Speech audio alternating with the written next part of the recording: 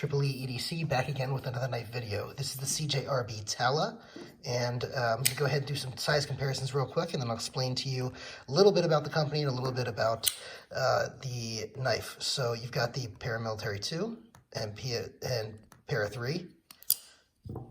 So you can see this is a good mid-range size. You got the Benchmade Bugout, the Benchmade Griptilian.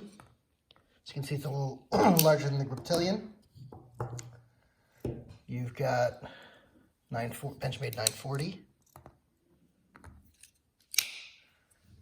And a really good size comparison for this is going to be the Benchmade Super Freak. You've got Ontario Rat 1.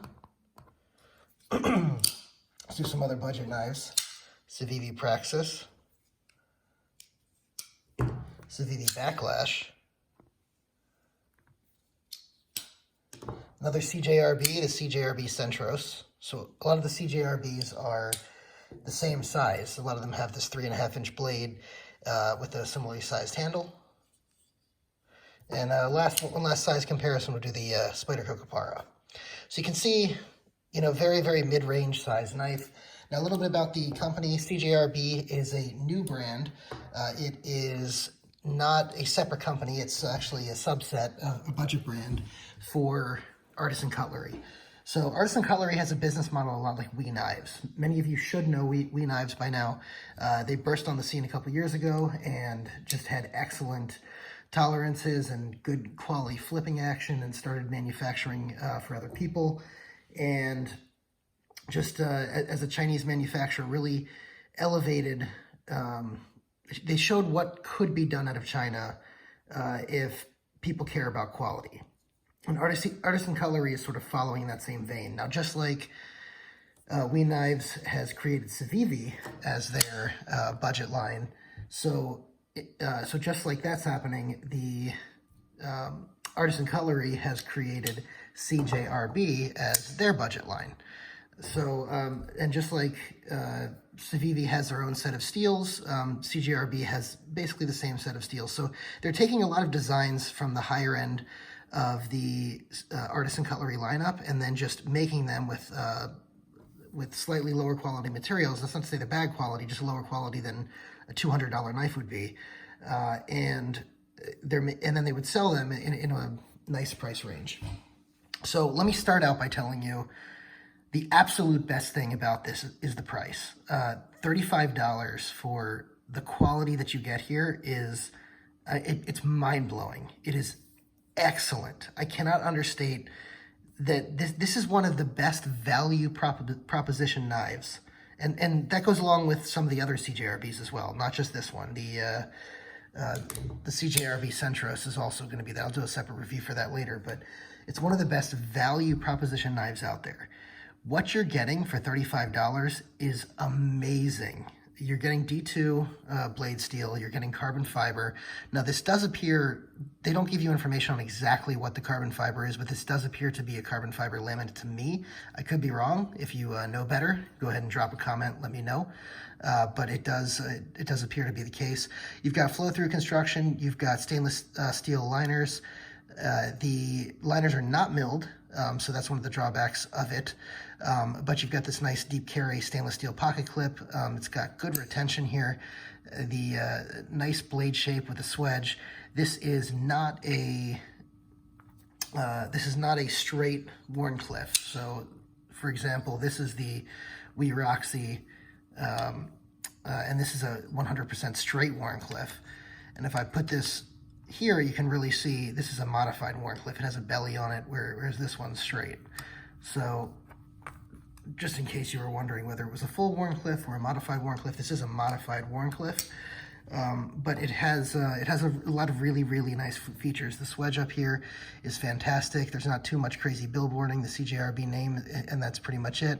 On this side, I would like to see just D2 and not the serial number as well, but that's okay. It's not really that bad. The detent is excellent on this.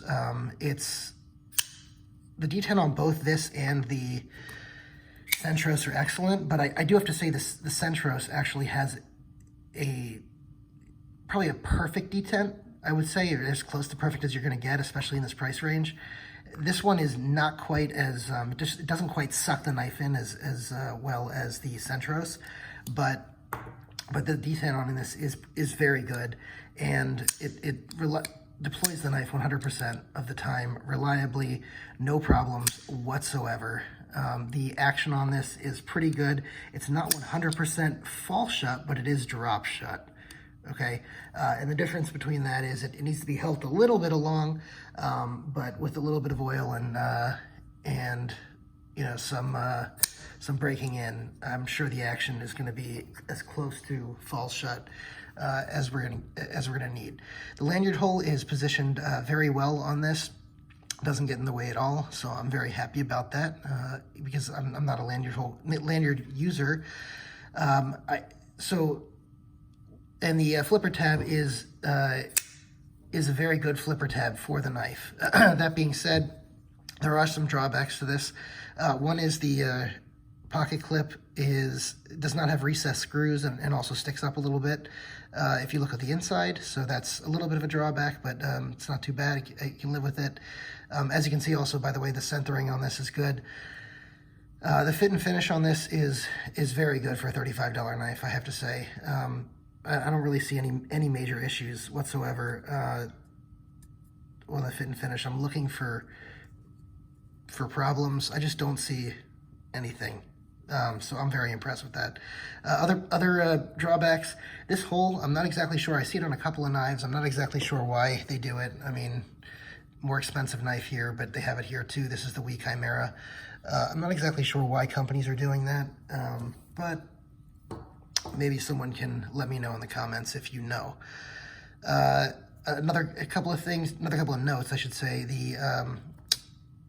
The pivot is extremely plain, but that's okay. It's a $35 knife, and it looks like it's T8 here and T6 here on these two screws. I would have liked to see some milling on the internals here, but for $35, again, it's really hard to complain about that. The D2 on this is going to be a good blade steel. There's absolutely no blade rock left and right. There's the tiniest hint of up and down, but I mean, it's so infinitesimal that it's a nitpick for sure. The choil here is usable. It is a usable choil, but it's a little bit small. So just a note. But I do appreciate that in the blade design for choil users, they did carve out a place to put your thumb here for when you're using the choil. I think that's an excellent touch. The ergonomics on this are pretty good. I don't notice much of a hot spot on anything, except at times the pocket clip can be a little bit, if I'm being a little bit nitpicky, and I would have liked to see maybe something a little bit more hand filling in this dimension right here. So I feel a space in between here and my finger when I close it. So that's probably the other biggest nitpick I have with it.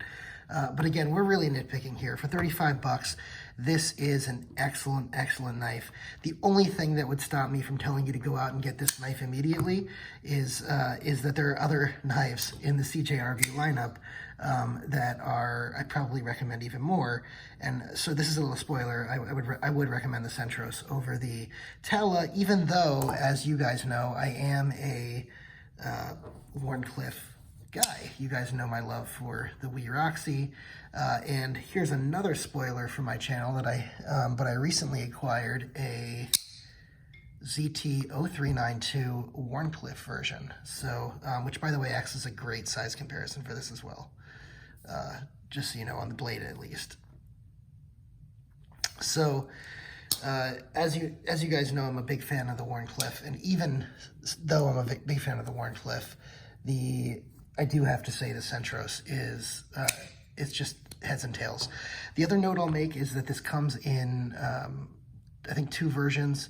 It comes in carbon fiber. It may even come in 3 versions, but it comes in carbon fiber for sure, and in a G10. Actually, I know now that I'm thinking about it, it comes in a couple of colors of G10, and then it comes in the carbon fiber. So I will say that one of the things to note is that the carbon fiber here is slick, and this is textured, the G10. So if I was going to buy this knife again, and honestly, I probably will because I gave this knife away as part of the giveaway. I probably will go with the G10, which is not something I normally say. I normally prefer carbon fiber to G10, but in this case, I would probably go with the G10. So if you're watching this and you're going to buy the knife, even if you're a carbon fiber guy, if the knife's going to be in use and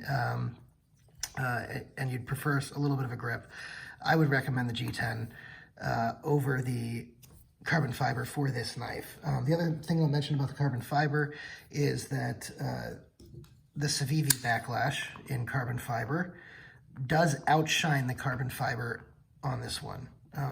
This carbon fiber is much nicer than that. It's at least by feel. So just something to keep in mind.